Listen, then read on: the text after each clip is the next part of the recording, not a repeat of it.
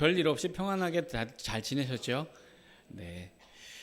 자, 우리 고난주간과 또 부활주일을 맞아서 예수 그리스도를 만난 여인들의 이야기를 같이 나누면서 복음의 의미를 생각해 보고 있습니다. 오늘은 마가복음 5장에 기록된 혈루증을 앓았던 여인, 이 예수님을 만나는 이야기를 통해 오늘도 예수 그리스도의 십자가의 은혜와 그분께서 우리에게 베풀어 주신 놀라운 사랑에 관해서 같이 이야기를 나눠보려고 합니다.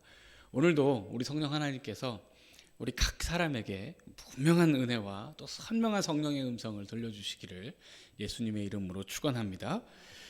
자, 우리 본문 첫 25절을 보면 12해를 혈루증으로 앓아온 여자가 있었다. 이렇게 오늘 본문이 여인을 소개하고 있습니다. 자, 이 여인이 혈루증을 앓고 있었다고 하는데요. 지금 우리 한글 성경은 혈루증이라는 명사로 써 있잖아요. 근데 이제 이 25절을 원문으로 보면 명사로 써 있지 않고 그냥 피가 계속 흐르고 있었다, 혹은 피가 계속 흘러나왔다라고 동사로 기록이 되어 있습니다. 그러니까 아마도 우리말 성경을 번역하면서 그냥 혈루증이라는 어떤 고유 명사를 써서 이 여인의 증상을 이렇게 서술한 것 같은데요. 원문에는 전혀 그렇지 않습니다. 그러니까 이 단어, 헬라어 원문을 통해서 미루어 짐작해 보면 이 여인이 앓고 있는 질병이 어떤 것인지를 정확하게는 아니어도 대충 짐작은 해볼 수 있습니다. 아마도 이 여인은 만성 자궁 출혈 이 증상을 12년 동안 계속 앓아오고 있는 것으로 보입니다. 이 여인을 실제로 우리가 직접 본 적은 없지만 아마도 그 하혈이 멈추지 않는 질병을 12년 동안이나 앓고 살았으니까 핏기가 하나도 없는 새하얀 얼굴에 정말 피골이 상접하다고 하죠. 이렇게 그냥 몰골이 이렇게 쏙 빠진 피쩍 마른 그런 모습을 하고 다니지 않았을까 하는 생각을 해보게 됩니다. 근데 이 여인의 처참함을 오늘 성경이 굉장히 상세하고 너무 안타깝고 처절하게 묘사를 하는데요. 자, 26절을 보시면 많은 의사에게 많은 괴로움을 받았고 가진 것도 다 허비하였으되 아무 효용이 없고 도리어 더 중하여졌다, 이렇게 기록을 하고 있습니다. 자, 이 여인이 얼마나 힘들었겠어요. 사실 저는 남자라 잘 모르겠어요. 근데 여자분들은 훨씬 공감하실 수 있을 것 같아요. 12년 동안이나 한번 하혈이 시작되면 그치질 않으니까 얼마나 괴롭고 힘들었을지. 이 여인이 이 병을 한번 고쳐보려고 정말 돈을 다발로 싸들고 다니면서 전국 팔도를 유랑하면서 용하다는 의사라는 의사는 다 찾아다니는 모양입니다. 여기에 그 질병을 잘 고치는 의사가 있다는 소문을 들으면 그 의사를 찾아가 그에게 진단을 받고 진료를 받고 약을 처방받아서 오고 먹고 했는데 나아지지를 않아요. 이번에 나아지지 않아서 또 다른 사람에게 이야기를 듣고 저 의사가 용하다는 이야기를 들어서 저 의사에게 또 찾아갑니다. 역시나 그 의사에게 진료를 받고 또 약을 처방받아 오지만 전혀 차도가 없습니다. 그렇게 이 여인은 가진 것을 다 허비했습니다. 모든 전 재산을 질병을 치료하는 일, 이 혈루증을 멈추게 하는 이 증상을 고치는 일에 다 썼지만 전 재산을 탕진했다는 것입니다. 이제 남은 것이 없습니다. 그나마 조금이라도 후전이 되었었으면 좋았겠죠. 이 출혈의 양이 조금이라도 줄어들거나 아니면 출혈이 반복되는 주기가 좀 더 길어지거나 그랬으면 이 여인이 조금이라도 위로를 받았을 텐데 오늘 본문은 이 여인의 질병이 오히려 더 중하해졌다고 이야기합니다. 자, 12년 동안 길을 쓰고 쫓아다니면서 이 병을 한번 고쳐보려고 돈은 돈대로 쓰고 시간은 시간대로 쓰고 힘은 힘대로 다 썼는데 조금이라도 나아지기는커녕 오히려 더 심각한 질병으로 발전이 되었다는 겁니다. 아무리 애를 쓰고 아무리 노력을 해도 어떻게든지 정말 전 재산을 다 갖다 팔아서 바치는 한이 있더라도 이것만큼은 고쳐보고 싶었는데 하나도 고치지 못하고 오히려 더 심각해졌다는 것입니다. 사랑하는 성도 여러분, 어떻게든지 살아보려고, 어떻게든지 원상으로 회복시켜 보려고,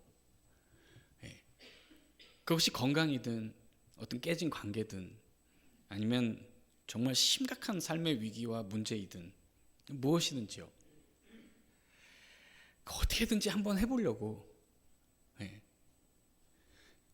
돈은 돈대로, 힘은 힘대로, 마음은 마음대로 다 썼는데 나아진 게 없어요. 오히려 더 심해졌습니다. 진짜 인생 참, 우리의 탄식이 그대로 이 여인에게 더 절박하게 묻어있는 듯합니다. 그러나 더 큰 문제는 따로 있습니다. 이 여인의 이 출혈의 질병은 단순한 질병의 차원을 넘습니다. 전 재산을 탕진하고 마음이 좌절한 그 문제가 아닙니다. 더 심각한 문제가 있습니다. 이것은 율법에 규정된 부정함이고요, 영적인 문제로 귀결됩니다. 자, 말씀을 같이 볼 텐데요. 레위기 15장 2절을 한번 보겠습니다. 이스라엘 자손에게 말하여 이르라, 누구든지 그의 몸에 유출병은 부정하다고 합니다. 자, 이 유출병은 뭐냐면 몸에서 피든지 물이든지 무엇이든지 몸 안에서 몸 밖으로 액체가 새어나오는 질병이 있는 모든 병은 다 부정하다고 선언합니다. 레위기 율법이에요. 자, 4절부터 또 계속 보겠습니다. 15장 4절입니다. 유출병이 있는 자가 눕는 침상은 다 부정하고 그가 앉았던 자리도 다 부정하니 그의 침상에 접촉하는 자는 그의 옷을 빨고 물로 몸을 씻을 것이며 저녁까지 부정하리라. 유출병이 있는 자가 앉았던 자리에 앉는 자는 그의 옷을 빨고 물로 씻을 것이요 저녁까지 부정하리라. 유출병이 있는 자의 몸에 접촉하는 자는 그의 옷을 빨고 물로 몸을 씻을 것이며 저녁까지 부정하리라.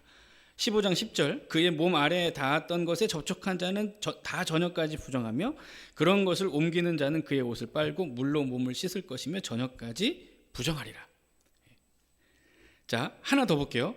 레위기 15장 19절, 어떤 여인이 유출을 하되 그의 몸에 그의 유출이 피면 이레 동안 불결하니 그를 만지는 자마다 저녁까지 부정할 것이요 했습니다.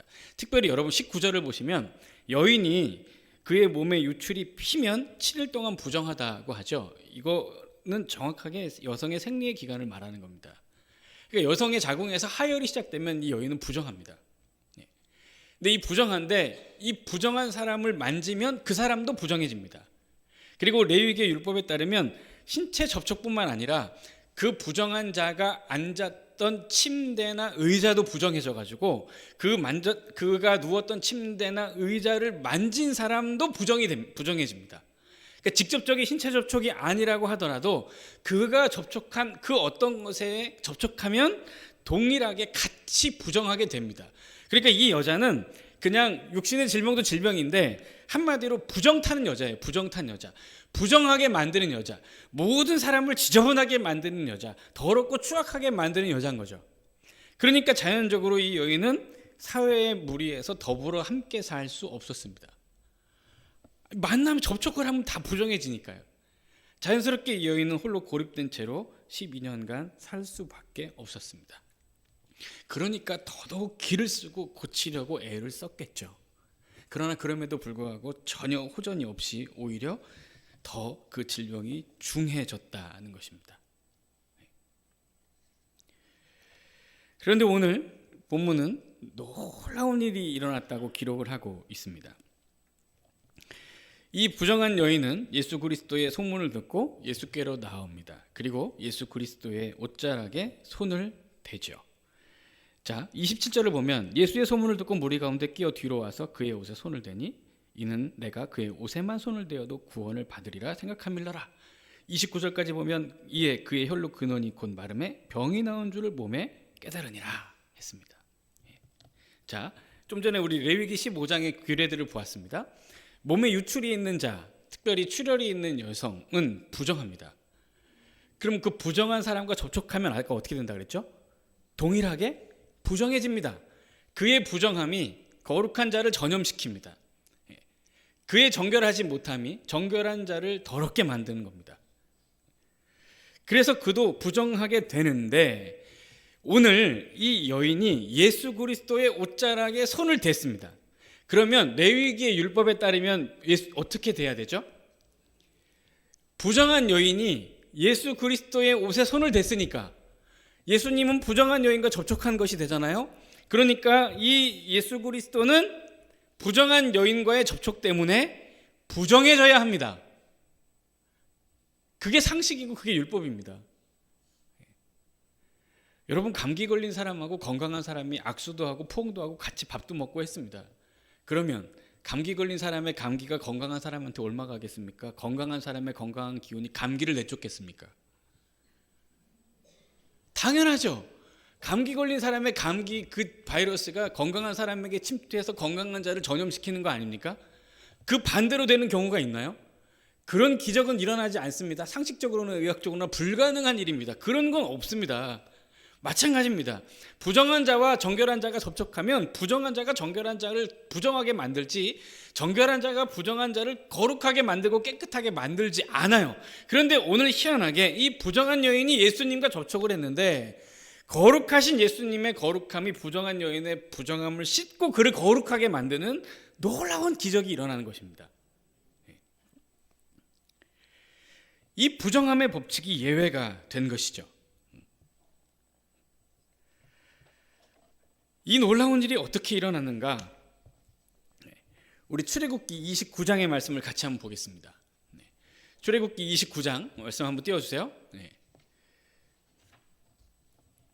출애굽기 29장 37절을 보면 너는 이랫동안 제단을 위하여 속죄하여 거룩하게 하라. 그리하면 지극히 거룩한 제단이 되리니 제단에 접촉하는 모든 것이 거룩하리라 했습니다. 자, 여기 부정함의 이 법칙에 예외가 되는 딱 한 가지 경우가 있는데 하나님께 속죄의 제사를 올려드리는 그 제단만큼은 예외가 됩니다. 속죄의 제사를 드리며 이 제단을 거룩하게 한 후에는 하나님께서 이 제단을 거룩한 제단으로 여기십니다. 그리고 이 제단에 접촉하는 모든 것이 거룩해지는 은혜를 입게 됩니다. 그래서 이스라엘 백성들은 자신의 모든 죄를 이 제물에게 전가시키고 이 제물이 부정하게 되어서 하나님 앞에 이 제단에 타서 제사의 제물로 하나님 앞으로 올라갑니다. 그러면 하나님은 이 제사를 받으시고 이 제단에서 올려진 제사를 흠양하시고 이 제단에 제사를 드린 사람에게 정결함, 거룩함, 깨끗하게 씻게 됨을 선포하십니다. 유일하게 거룩한 것과 정결한 것이 접촉했을 때 부정함의 법칙이 적용되지 않는 것이 거룩한 제단입니다. 그러면 다시 한번 오늘 본문의 말씀으로 와서 부정한 여인, 몸에 유출이 있는 여인이 거룩하신 예수 그리스도의 옷에 손을 대었습니다. 그런데 희한하게 예수 그리스도께서 부정해진 것이 아니고 오히려 이 병자인 여인의 질병이 나았고 그가 구원을 받았습니다. 이것은 무엇입니까? 우리 예수 그리스도께서 친히 모든 부정함을 거룩하게 하시는 거룩한 제단이시라는 얘기입니다. 사랑하는 성도 여러분, 예수 그리스도가 누구십니까? 어린 양 피로 씻겨 거룩해진 거룩한 제단입니다. 그 거룩한 제단에서 더럽고 추악하기 이를 데 없는 우리의 모든 죄를 십자가로 가져가셔서 그분은 그 십자가에 아낌없이 생명을 바치셨고 당신을 친히 제물로 삼아 우리를 거룩한 하나님 자녀의 모습으로 회복시켜 주셨습니다. 예수 그리스도의 십자가의 은혜로 부정한 우리는 모든 부정함을 씻고 거룩한 하나님의 자녀가 되어 하나님 앞에 나아가게 됐다는 것입니다. 우리 거룩한 제단이신 예수 그리스도께서 베풀어 주신 놀라운 은혜입니다. 그러므로 이 땅에 어떤 죄인이든 어떤 중한 죄인이든 어떤 상처 많은 사람이든 어떻게 지저분한 인생을 살았든지 간에 그것은 상관없습니다. 누구든지 예수께 나아가면 누구든지 거룩한 제단 되신 예수 그리스도께서 나를 위해 죽으셨다는 십자가의 은혜를 나의 이야기로 고백하고 하나님 앞에 기도를 드리면 우리 거룩한 제단 되신 예수 그리스도께서 하나님의 은혜로 말미암아 우리의 모든 죄를 씻으시고 우리를 거룩한 하나님의 자녀 형상으로 완벽하게 회복시켜 주십니다. 감사하게도 오늘 학습 세례를 받은 성도님들이 여기에 계셔서 너무너무 감사합니다. 여러분들이 받은 학습과 세례의 은혜가 바로 이것입니다. 부정하고 더러운 나의 모든 죄를 우리 거룩한 제단이 되신 예수 그리스도께서 깨끗하게 씻으시고 나를 하나님의 거룩한 자녀로 회복시켜 주신 은혜를 입은 것입니다.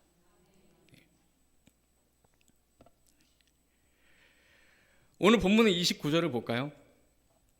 29절을 다시 한번 보면 이에 그의 혈루의 근원이 곧 마름에 병이 나온 줄 몸에 깨달으니라 했습니다. 지금 여기 수많은 사람이 예수님과 함께 길을 걷고 있습니다. 예수님이 누가 지금 나를 만졌느냐 하고 물으셨어요. 몰라서 묻는 거 아니죠. 그 제자들이 대답하기를 예수님 지금 사람 엄청나게 많습니다. 지금 막 등 떠밀리고 있습니다. 누가 만져도 만졌겠죠. 여기서 당신을 만진 사람을 어떻게 찾습니까? 지금 그 얘기하는 거거든요. 그러나 예수님은 정확하게 물으십니다. 누구냐?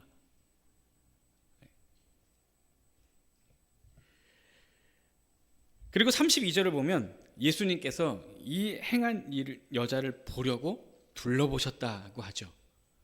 예수님이 사람들 주변을 막 둘러보십니다. 아시죠? 아시면서도 둘러보세요. 이렇게 누군가 하고 이렇게. 그러자 그 여인은 둘러보시는 예수님과 눈이 마주친 후에 예수 그리스도께 엎드려 33절을 보면 두려워하며 떨면서 그 앞에 와서 모든 사실을 여쭙니다. 모든 사실을 여쭈었대요. 모든 이야기를 다 했다는 겁니다. 12년 동안 내가 고생한 얘기, 12년 동안 힘들었던 이야기, 어떻게 애를 쓰고 힘을 써도 낫지 못했다는 가슴 아픈 이야기, 그러나 오늘 당신을 만져서 깨끗하게 고침받았다는 이야기, 그 모든 이야기를 예수 그리스도께 다 했습니다.